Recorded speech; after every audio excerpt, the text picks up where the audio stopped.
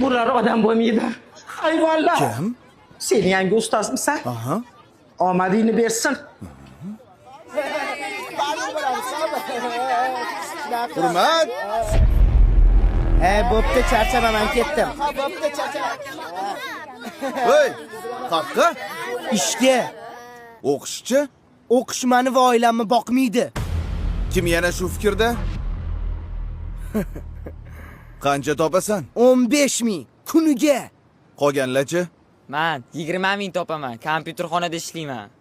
Men 25 ming topaman. Manikyurchiga yordam beraman. Oramizda eng boyi Mirsagatov. Sen qayerda ishlaysan?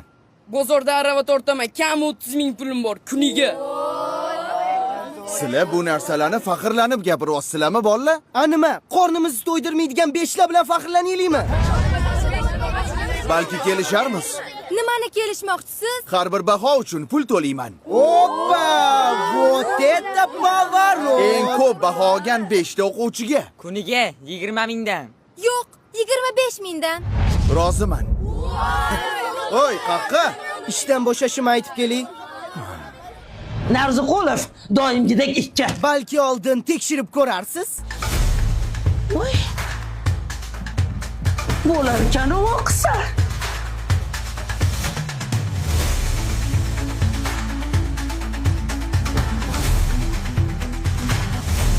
Bizga pul kerak emas. Biz o'qishni tanlaymiz.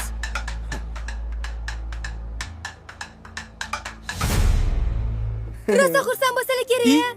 Sovg'a o'zi kimda? Manda. Bo'lla. Ustoz yo'q ekanlar.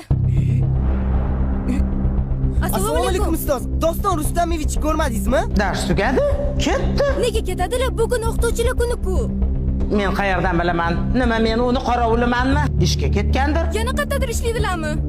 Navoiyxonadami? Boshimni qotirmalaring.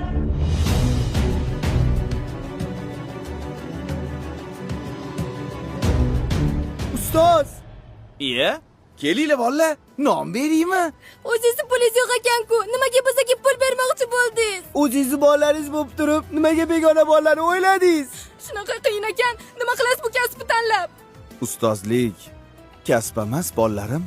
Ustozlik bu hayot yo'li. Siz endi ishga chiqa olmaysiz. Sizni boshqa joyda kutishyapti. Qayerda? Umrada.